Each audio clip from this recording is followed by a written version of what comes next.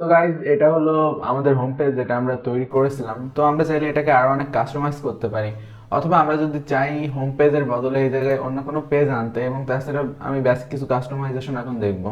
তো তার জন্য আমাদের এই কাস্টমাইজে যেতে হবে। এটি হলো ওয়ার্ডপ্রেসের কাস্টমাইজার, মানে কমপ্লিট আমাদের ওয়েবসাইট কাস্টমাইজ করার জন্য ওয়ার্ডপ্রেস থেকে এটাই ব্যবহার করা হয়। তো আমি এক এক করে প্রত্যেকটা সেটিং এর প্রয়োজন আপনাদের বোঝাবো। তো এই জায়গায় ফার্স্ট অফ অল এই জায়গায় দেখেন লেআউটের ভিতরে আছে হোম পেজ সেটিং। তো হোম পেজ সেটিং এ গিয়ে আমরা এই জায়গা থেকে যে কোনো পেজকে অ্যাজ এ হোম পেজ হিসেবে সিলেক্ট করতে পারি। তো যেমনটা আমাদের ওয়েবসাইটে বাই ডিফল্ট কিন্তু প্রথমে এইটা ছিল হোম পেজ। তো এই যেটা আপনারা দেখতে পাচ্ছেন এটা হোম পেজ ছিল। তো এখন হোম পেজের আমরা বিভিন্ন জিনিস চেঞ্জ করতে পারি। তো আমি এই জায়গায় আসলে আমার হোম পেজ হিসেবে সব পেজকে রাখবো।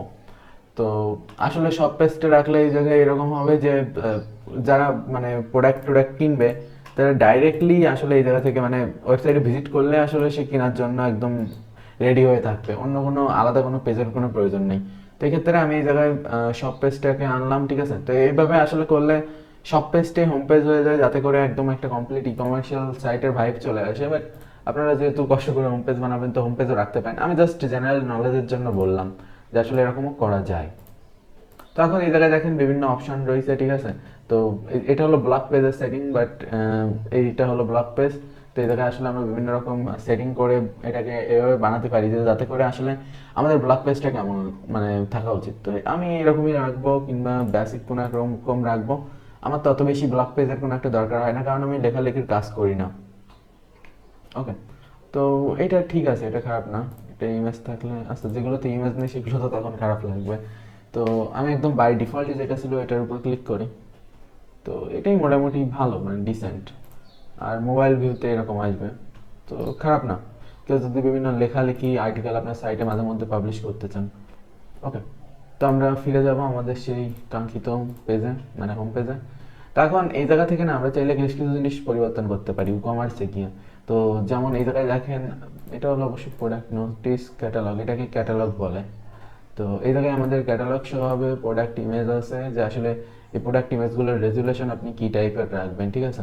তো মনে করেন আমি যদি এই জায়গায় 300x300 রাখি তাহলে আমাদের প্রোডাক্টগুলো স্কোয়ারের মতো হয়ে যাবে, ঠিক আছে। অথবা এই জায়গা থেকে আমরা এটাকে স্কোয়ারের মতো বানিয়ে নিতে পারি, ঠিক আছে।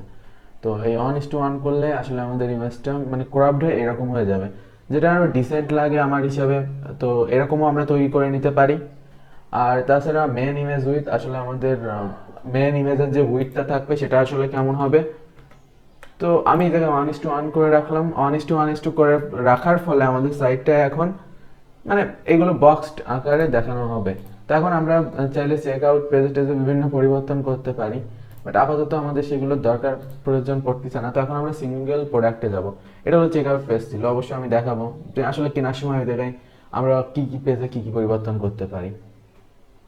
ওকে, তো এই জায়গায় মনে করেন আমরা আচ্ছা, আমরা এই জায়গায় প্রোডাক্ট ক্যাটালগ, ঠিক আছে। ক্যাটালগে এই জায়গায় হালকা একটু পরিবর্তন করব, যার ফলে আমাদের হোম পেজের যে প্রোডাক্টগুলো রয়েছে সেই প্রোডাক্টগুলো যেন সঠিক রকম দেখায়। তো এখন আমরা প্রোডাক্টের ক্যাটালগুলো সব ঠিক করব। তো এই ক্যাটালগুলো ঠিক করার জন্য আমাদের প্রোডাক্ট পার রো এটা ঠিক করতে হবে। সো ফার্স্ট অফ অল আমরা এই জায়গায় প্রোডাক্ট পার রো দেখতে পাচ্ছি। তো এই জায়গায় আমরা পার রোতে কতগুলো প্রোডাক্ট শো করবো। তো আমি এই জায়গায় একটু বেশি প্রোডাক্ট মানে প্রোডাক্টের ঘনত্ব বেশি রাখতে চাচ্ছি। তো আমি 4 করে দিলাম, তাহলে আমাদের প্রত্যেকটা রোতে 4টা করে এই জায়গায় প্রোডাক্ট শো হবে। ওকে, তো এই জায়গায় আমরা বেশি প্রোডাক্ট আমাদের পেজে শো করাতে পারবো। আর যদি এটা ট্যাবে আসে তো ট্যাবে 2টা, আর স্মার্টফোনে কয়টা, স্মার্টফোনেও 2টা করে ভিউ হবে। তো এইভাবে আসলে আমরা আমাদের মানে সব পেজটাকে মডিফাই করতে পারি। আর এই জায়গায় প্রত্যেকটা পেজে হাইয়েস্ট প্রোডাক্ট কত দেখাবে। তো আমি এই জায়গায় অ্যাটলিস্ট 30টা তো করতেই পারি, বাট আমি এই জায়গায় 20টা করবো। 20 ইজ এনাফ, ঠিক আছে। ওকে, তো এরকম এখন আমরা প্রোডাক্ট কার্ডের সেটিংয়ে দেখতে পাচ্ছি, ঠিক আছে। তো কার্ডে আসলে কি আসবে, মানে এই জায়গায় আসলে প্রোডাক্টটা হোম পেজে মানে হোম পেজ অথবা যে কোনো পেজে আমি একদিক দিয়ে হোম পেজটা ওপেন করে রাখি। তো অ্যাজ এক্সাম্পল মনে করেন আমাদের home page plus shop page, এই দুই ধরনের পেজেই আমাদের প্রোডাক্টটা কিন্তু এইভাবে শো করতেছে, যেটা কিনা আমার বেশি একটা ভালো লাগে না। তো এই কারণে আমরা এটাকে চেঞ্জ করে নিব, যাতে করে আসলে কেউ এই জায়গা থেকে ডাইরেক্টলি প্রোডাক্টগুলোকে অ্যাড টু চার্ট করতে পারে। তো আমি অবশ্য হোম পেজ এরকম বানাই নিছি, আমার মানে সব পেজটাকে হোম পেজ বানাই নিছি আপাতত। ওকে, তো আমরা এই জায়গা থেকে কিন্তু সিলেক্ট করতে পারবো যে আমরা আসলে কেমন চাচ্ছি। ওকে, তো এই একটা আমি সিলেক্ট করছি, ঠিক আছে। এই জায়গায় ক্লিক করলে অ্যাড টু চার্ট চলে আসবে, অথবা এই 2 নাম্বারটা অনেক ভালো। 2 নাম্বারটা আসলে এই জায়গায় প্রোডাক্টের নাম, দাম আর একটু চার্টের অপশন থাকে। এটা আমার কাছে সবথেকে বেশি ভালো লাগে। আর বেশিরভাগ মানে ই কমার্শিয়াল ওয়েবসাইটেই এটা চলে, ঠিক আছে। আর এই কুইক ভিউ থেকে আমরা পরিবর্তন করে নিতে পারি যে আসলে আমরা কুইক ভিউটা কেমন চাচ্ছি। ওকে, তারপরে উইশ লিস্টে অ্যাড করা, এরকম বিভিন্ন ফাংশন আমরা অ্যাড করতে পারি। এই যে কুইক ভিউটা এই জায়গায় আসবে, ঠিক আছে। তাহলে নিচের এই জায়গায় চাপ দিলে প্রোডাক্টটা তারা ডাইরেক্টলি কুইক ভিউ করতে পারবে, যাতে করে তাদের কষ্ট করে পুনরায় আবার মানে ভিতরে যাওয়া না লাগে। তো এটাই আমার কাছে সব থেকে পারফেক্ট মনে হয়, জানি না কেন, বাট মনে হয়। আর এই জায়গা থেকে আমরা উইশ লিস্টও অ্যাড করতে পারি। তো এটা উপরে অ্যাড করে দিই, মানে এই যে উপরে একটা লাভ আঁকানো থাকবে। কেউ যদি তার পছন্দের তালিকায় প্রোডাক্টটা রাখতে চায় তো রাখতে পারে, অবশ্যই রাখবে, ঠিক আছে। আর এটা হলো লেআউট। আমরা লেআউটটাকে এইরকম না করে আসলে মানে স্কোয়ার শেপ এইরকমও করতে পারি, বাট এটা বেশি একটা আমার ভালো লাগে না, এটার অ্যালাইনমেন্টটা আমার পছন্দ হয় না। বাট যদি কারো দরকার হয় কিংবা আপনার ক্লায়েন্ট ডিমান্ড করে, then you can make it. তারপর এখন ক্যাটাগরি কার্ড, ঠিক আছে। তো এই জায়গায় আসলে বিভিন্ন ক্যাটাগরি যে মানে কার্ডটা থাকে ওটা আমরা চেঞ্জ করতে পারবো। আর তারপর আছে কার্ড ইমেজ, তারপর কার্ড কন্টেন্ট, ঠিক আছে। তো আমরা এটাকে ডিফল্ট রেখে আসবো আগেরটাই। তো আমরা এই জায়গা থেকে এলিমেন্ট মানে কার্ড এলিমেন্টে এই জায়গায় আমরা ক্যাটাগরিটাকে অ্যাড করে দেবো, টাইটেল, রিভিউ, প্রাইস আর তার পাশাপাশি ক্যাটাগরি। তো এটা অ্যাড করে দিলে এই জায়গায় দেখাই দিবে এটা কোন ক্যাটাগরির প্রোডাক্ট। বাট আমরা চাইলে এটা অফও করতে পারি, মানে প্রয়োজন হিসাবে। আর সেল ট্যাগ, ঠিক আছে। তো এই যে উপরে কোনায় সেল লেখা ওঠে যে অন সেল, তো এই ট্যাগটা আমরা চাইলে এই জায়গায় 2 রকম সিস্টেম আছে। আর অ্যালাইনমেন্ট লেফট রাইট এটা চেঞ্জ করতে পারি। তো মোটামুটি এইভাবে কিন্তু আমরা সব পেজটাকে অনেক মডিফাই করতে পারি। আর এখন যদি আমরা আমাদের সেই হোম পেজে ফিরে যাই, অবশ্যই সেটিং আপডেট দিতে হবে। সেটিং আপডেট দিব। আর সেটিং আপডেট দিয়ে এখন যদি হোম পেজে যাই, তো হোম পেজটা দেখেন এখন এরকম হয়ে গেছে। তো যার ফলে আমাদের হোম পেজটা আগের তুলনায় অনেক অনেক সুন্দর লাগতেছে। কারণ আমরা এরকমই বানাতে চাচ্ছিলাম যে যে কেউ হোম পেজ থেকে প্রোডাক্ট দেখতে পারবে, তারপর এই জায়গা থেকে অ্যাড টু চার্ট করে ডাইরেক্টলি কিনে ফেলতে পারবে। আমরা এরকমই চাচ্ছিলাম, বাট আসলে এটা ওই হোম পেজ সেটিং থেকে তো করা সম্ভব না। ওটা করতে হলে আমাদের এই জায়গায় আসতে হবে, ঠিক আছে। তো এখন আমাদের মনে করেন স্টোর নোটিস, তারপর প্রোডাক্ট ক্যাটালগ, এই টাইপের জিনিসগুলো বেশি একটা দরকার নেই। তবে চেক আউট পেজটা আমরা এখন একটু মডিফাই করবো। আসলে কেউ যখন অ্যাড টু চার্ট করে চেক আউটে পৌঁছাবে, ঠিক আছে, তো চেক আউট পেজটা আসলে তার সামনে কেমন আসবে। তো এই একটা অর্ডার আছে, মানে মানে সাজানো গোছানো সিস্টেম যাকে বলে, এই অর্ডার ওই অর্ডার না, এই অর্ডার হলো সবকিছু প্রসেস, ঠিক আছে। আর এই আরেকটা আছে, এটা অনেক ভালো দেখেন। এটা হলো প্রথমে চেক আউট, তো বিলিং অ্যান্ড শিপিং অ্যাড্রেস দিবেন, ঠিক আছে। তারপরে এই জায়গা থেকে প্রসিড টু অন্য পেজে যাবে, এই জায়গায় দেখাবে। তারপর প্রসিড টু পেমেন্ট, এই জায়গায় পেমেন্ট করবে। এটা অনেক বেশি মিনিমাল লাগে আর এটা অনেক বেশি ডিফারেন্টও লাগে। আর আমরা যদি এটাকে বক্স স্টাইল করি, তো এটার যে স্টাইল ডিফারেন্টলি চেঞ্জ হয়ে যাবে। তো বক্স স্টাইলটা অনেক বেশি ভালো লাগবে। আর এটা মানে একটা অন্য লেভেলে নিয়ে আসবে আমাদের সাইটটাকে। তো আর তাছাড়া আমরা দেখতে পারি যে মোবাইল ফোনে এটা কেমন লাগবে, ঠিক আছে। বিল্ডিং অ্যান্ড শিপিং, তারপর অর্ডার অ্যান্ড রিভিউ, আর তারপর পেমেন্ট। ওকে, তো এটা অনেক ডিসেন্ট লাগতেছে। আমরা চাইলে অন্যান্য স্টাইলও দেখতে পারি। আর এই জায়গায় প্রাইভেসি পলিসি টলিসি সব কিছু রয়েছে। ওকে, আর তাছাড়া আমরা যদি সিঙ্গেল পেজে সব রাখতে চাই, তো এই জায়গায় আমরা স্ট্যান্ডার্ড রাখতে পারি। বাট বেসিক ইউজারদের জন্য না এই শিপ মানে এই যে স্টেপ ওয়াইজ এই সিস্টেমটাই ভালো হয়। তো আমি এটাকে স্টেপ ওয়াইজ সিস্টেমটা রাখবো, এটা অনেক ভালো। ওকে, তো যাতে করে আসলে আমাদের ক্লায়েন্ট খুব সহজে এগুলো বুঝতে পারে যে প্রথমে তার ঠিকানা, তারপর সে কি অর্ডার করবে, তাই তারপর পেমেন্ট করে অর্ডার প্লেস করে দিতে পারবে। তো এটা অনেক ভালো আমার হিসাবে। ওকে, তো এখন আমরা পেজের হেডার সেটিংয়ে যাব।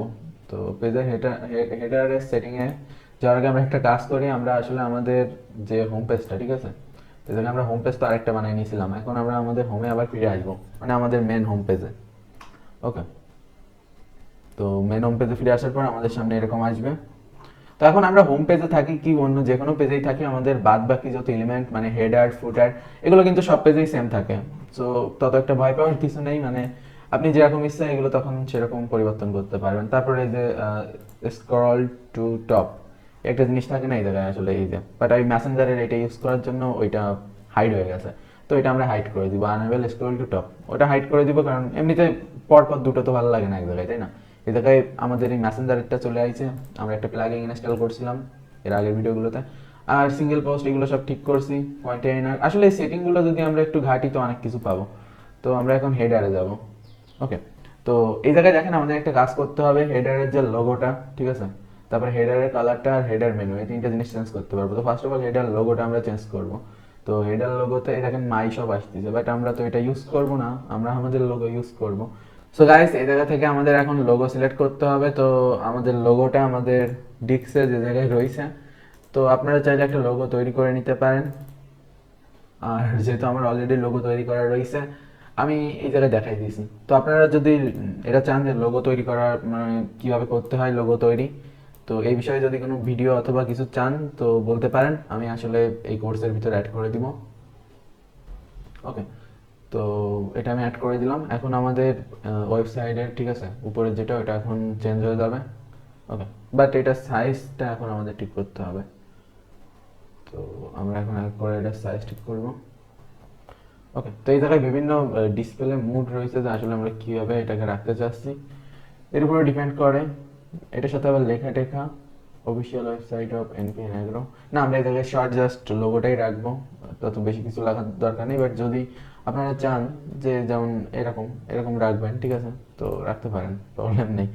মানে এটা কমপ্লিটলি ডিপেন্ড করে আপনার উপর যে আপনি কী ধরনের রাখতে চাচ্ছেন। ওকে, তো এই জায়গায় এটা ট্যাগলাইন আর সাইট টাইটেল দেখাবে, আর এই জায়গা থেকে আমরা এটা সাইজ ঠিক করব মোবাইল ফোন কম্পিউটার সব কিছুর জন্য। তো আই থিঙ্ক 45 কি 40 পর্যন্ত গিয়ে দেখি যে আসলে কেমন আসতেছে। ওকে, অনেক ছোট হয়ে গেছে, তো আমরা এক এক করে বড় করি। আই থিঙ্ক এটাকে 70 টাইপের সামথিং, 70 অনেক বড় হয়ে যায়, তো আমরা এটাকে 50 টাইপে রাখতে পারি, তো যাতে করে এটা অনেক সুন্দরও লাগবে। ওকে, 50 অথবা 45 যে কোনো একটা আচ্ছা, এটাও ঠিক আছে। তো এটা ভালোই। এবার ট্যাবলেটের জন্য আমরা 40 টাইপের সেটিংয়ের কাছাকাছি যাই, 41-এ আসি। 40, তো দেখা যাক কেমন লাগে। 40 ঠিক আছে, বাট আমরা এটাকে একটু বড় করে 50 টাইপের রাখি, সবগুলোতেই 50 50 50 করে দিই। মেবি এটা 50তেই বেশি একটা ভালো লাগবে। আসলে এটা ডিপেন্ড করে আপনার লোগোর রেজুলেশন, সাইজ এক্সেট্রা অনেক কিছুর উপর। তো 50তে সব জায়গাতেই পারফেক্ট আছে, তো 50 ইজ গুড। ওকে, তো হয়ে গেল আমাদের ওয়েবসাইটের লোগো সেট। ওকে, তো এই তো গেল আমাদের ওয়েবসাইটের উপরে লোগো সেট করা, সব পেজ ঠিক করা, হোম পেজ এডিট করা যদি লাগে ঠিক আছে। ওকে, তো আমাদের হেডার লোগো ঠিক হয়ে গেছে, গ্লোবাল হেডার ঠিক আছে।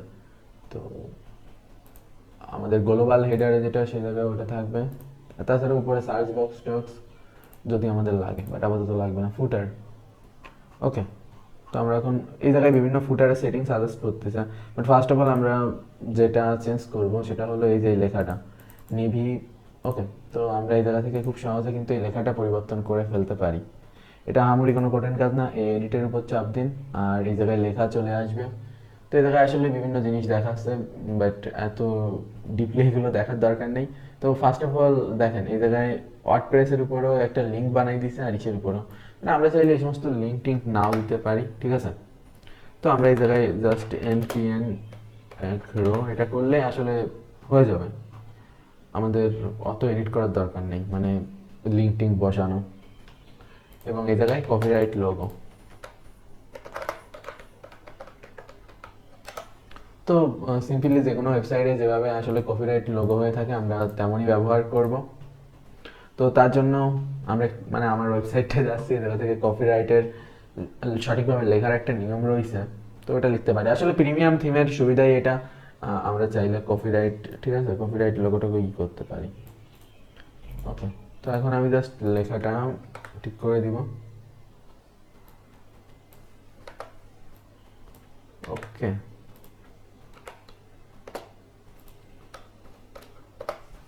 তো এখন মোটামুটি সব ঠিক, আর আমরা এই লেখাটা টেক্সট কালার টালার সব ঠিক করতে পারি, বাট এই লেখাটা এরকমই ভালো, অনেক বেশি করা লাগে না। তারপরে অ্যাবাউট শপ, তো আমরা এখন অ্যাবাউট শপটা পরিবর্তন করব।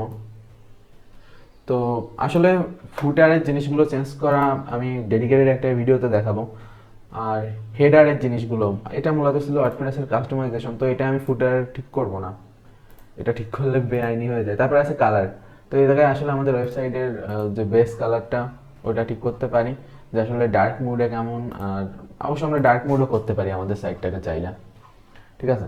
তো এরকম ডার্ক মোডও করা যায়, আর বিভিন্ন রকম প্লাগিং আছে সেগুলো ব্যবহার করে ওয়েবসাইটে ডার্ক মোডের ফাংশনালিটিও অ্যাড করা যায়। তো এটা আসলে বিভিন্ন কালার, বিভিন্ন জায়গার কালার। তো এই সমস্ত জায়গায় যে সমস্ত কালার টালার রয়েছে, প্রাইমারি অ্যাকসেন্ট, তারপর সেকেন্ডারি অ্যাকসেন্ট, এই বিভিন্ন জায়গায় যে কালারগুলো ওয়েবসাইটে ইউজ করা হয়েছে, এই বাটনের কালার থেকে শুরু করে আমরা এগুলো পরিবর্তন করতে পারি। যেমন অ্যাজ এক্সাম্পল প্রাইমারি কালার আমি যদি চেঞ্জ করে দিই, তো আমার অনেক জায়গার কালার চেঞ্জ হয়ে যাবে। ওকে, তো আমি এটাকে যদি সিলেক্ট করি, করে ইন্টার চাপ দিই, তো আমাদের এখন একটু রিফ্রেশ নেওয়ার পর বেশ কিছু জায়গার কিন্তু কালার চেঞ্জ হয়ে যাবে, মানে প্রাইমারি যে কালারগুলো। কালার কন্টেস্ট এডিট করা খুবই ভালো একটা জিনিস, ঠিক আছে। আর তাছাড়া কাস্টম কালারও রয়েছে এই জায়গায়, তো আমরা কাস্টম কালারও ইউজ করতে পারি। ঠিক যেমন ডার্ক মোডে দেখেন অ্যাকসেন্টগুলো আলাদা, এই কারণে কিন্তু বিভিন্ন জায়গার অ্যাকসেন্ট কালারগুলো চেঞ্জ হয়ে যাচ্ছে এই সমস্ত জায়গায়, তো এই কারণে আমরা এরকম করতেই পারি। বাট আমি এটাকে স্টকে যেমন ছিল স্টকে নিয়ে আসবো। এটা ডার্ক টাইপের সামথিং কিছু একটা ছিল। ওকে, তো কালার অ্যান্ড এই সমস্ত ব্যাকগ্রাউন্ড নিয়ে আমরা আরও দেখবো। আর টোটোগ্রাফি মানে টাইপোগ্রাফি, এটা আসলে লেখার ফন্ট টন্ট এই সমস্ত জিনিস। তারপরে হেডারের ফন্ট, হেডারের লেখার সাইজ, এক্সেট্রা এক্সেট্রা। তারপরে WooCommerce-এর যে লেখার সাইজগুলো হয়ে থাকে ওই সমস্ত। তারপর বিভিন্ন রকম বাটন, এই বাটনের কালার টালার এই সমস্ত জিনিস আছে। বিভিন্ন মেনু আছে, এটা হলো মেইন মেনু, এই ধরনের যে জিনিসগুলো দেখাচ্ছে এগুলো। বাট আমরা এর পরের ভিডিওগুলোতে মেইন মেনু এডিটিং সম্পর্কে দেখবো। এই ভিডিওটাই মূলত আমাদের বেসিক যে WooCommerce অথবা শপ অথবা যে কাস্টমাইজেশন ফাংশনগুলো এইগুলো সম্পর্কে দেখছি। এর পরের ভিডিওগুলোতে আমি আসলে আপনাদের হেডার, ফুটার এবং অন্যান্য জিনিসগুলো কাস্টমাইজ করে দেখাবো। বাট আপাতত আমি বেসিকলি আপনাদের এই নিচের এই লেখাটা পরিবর্তন করা দেখালাম। তারপর মনে করেন এই যে শপ পেজটা রয়েছে, শপ পেজটা মডিফাই করা, এক্সেট্রা এক্সেট্রা, এই টাইপের বেসিক কিছু জিনিস। বাট সেটিং শুধু করলে হবে না, এবারে সেটিংটাকে অ্যাপ্লাইও করতে হবে, ঠিক আছে। সেটিং অ্যাপ্লাই করার পর এখন আমরা আমাদের ওয়েবসাইটটাতে যাব। তো আমরা এখন আমাদের ওয়েবসাইটে গেলে দেখতে পারবো যে আসলে লুক অনেকটা চেঞ্জ হয়ে গেছে। তো আমাদের হোম পেজ হিসেবে মেবি এটা সেট করা ছিল নাকি। আচ্ছা যাক, আমি এই জায়গা থেকে আমাদের ওয়েবসাইটে স্টেপ ফরওয়ার্ড যাব। ওকে, তো ওয়েবসাইটে যাওয়ার পর আমরা এখন দেখতে পারবো না, ঠিক আছে সব। তো এই যে এখন আমাদের ওয়েবসাইট মোটামুটি একটা ভালো পর্যায়ে, বাট এখনো অনেক কাজ করা বাকি। হেডার, ফুটার এই সমস্ত চেঞ্জ করা, এসেট্রা এসেট্রা, অনেক কিছু। তো দেখা হচ্ছে পরের ভিডিওতে, আর এই ভিডিও পর্যন্তই। See you soon.